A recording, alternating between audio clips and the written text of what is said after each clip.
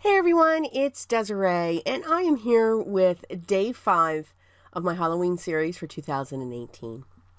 So today, I really dug in my stash, and I found, I believe I bought it this year though, a stamp and die set from Recollections, my local Michael's arts and crafts store. I always go in there every Halloween. They have some great things. And I thought this stamp and die set was absolutely cool. I loved the die. And I think the stamps as well were very simple. So let's get started. We are actually going to make a shaker card for this one.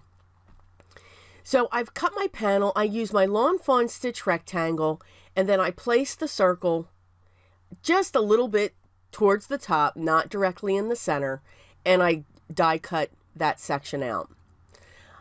I then dug into my stash. I dug deep for this one. This is a sentiment from another stamp set I have. Now, unfortunately, I can't tell you which stamp set. I'll try to search it out.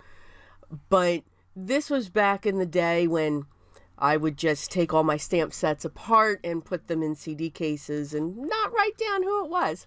Yeah, we live and we learn. Yes. So I embossed that in gold down in the bottom right-hand corner. So we're starting to, there could be a lot of gabbing. It's really early in the morning that I'm doing this voiceover. So on the outside it says, "This Halloween I'm sending you." And on the inside it says, "My best witches." I thought it was cute. I thought it was really cute. Now, I also wanted to use the other stamps too. So again, I'm doing this more and more. I'm actually going to the inside of the card and either putting things inside or stamping or doing something. Not all the time, but I'm getting better. So I'm going to use the tree and the graveyard site, and I was up a little bit from the bottom, so I'm just going to bring in my Ranger emboss pen and just fill in the bottom of that. And I'm going to use the same embossing powder. I'm going to use my gold. It is my Recollections gold. You can see I have absolutely tons of it. And I'm actually going to emboss the inside of my card with the gold. Once that's done, once that's all melted, we're then going to work back on the front panel. So when it came to this, when it comes to shaker cards, I do like to have something in the front of the shaker. I don't know if that makes sense. But very rarely do I just have a window and then the shaker bits inside sitting on a card. I do like to have either an image coming in front of the shaker window, or have a scenery coming in around the shaker window. But I am also one, I like to see the shaker bits. So it's a nasty process that I have when it comes to this. But that's why I did gravitate towards this stamp and die set. I thought that image is perfect. Absolutely perfect for a shaker card. But it's also perfect on its own as well. I do not know if it's still available. I will see if I can find it online. But rarely, or usually, you would go into the store and see if it's there. So I've set my acetate down. Okay, back to the card. Got a little rambly there. Set my acetate down. I put my double-sided or double-sided foam tape.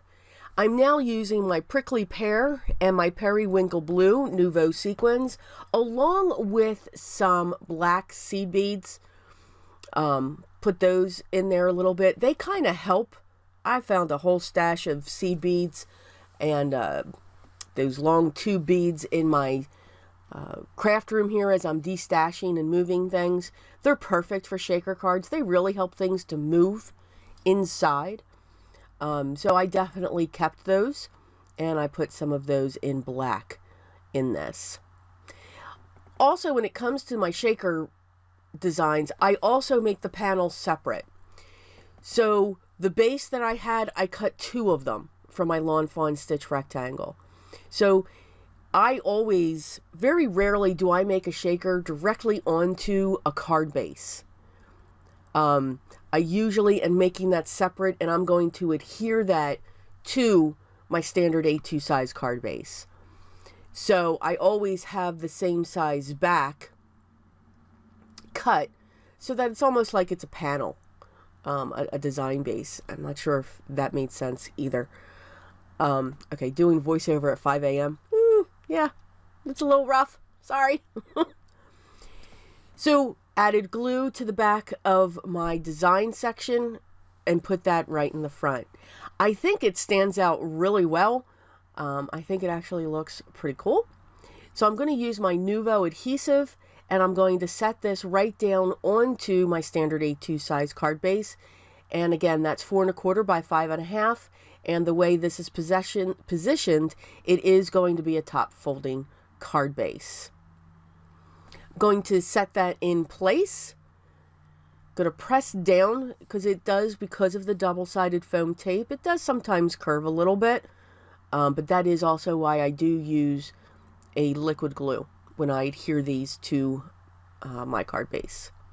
I pulled out my apple green and my crushed grape Nuvo drops, and I'm just adding some accents with them going up the one side.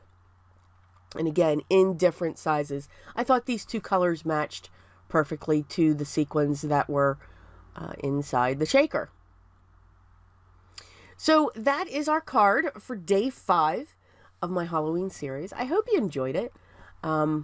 I hope you're finding some tips and tricks when it comes to these cards. All the products that I used, again, I'm going to try to figure out what sentiment stamp this is. There's some really cool sentiments in there. And also, I'm going to try to see if Michaels does have this stamp and die set online. A lot of times they do sell out quick. But if I find them, I will link them down below. All the other products that I used as well will also be linked. If you have any questions or comments, put those down below and I'll get back to you as soon as I can. Don't forget to like and subscribe. Would love to have you here as part of my little community in the YouTube world. I hope everyone's having a great day. I hope you're having fun getting ready for the Halloween season, if you do celebrate that. But always remember what's most important. Always be creative.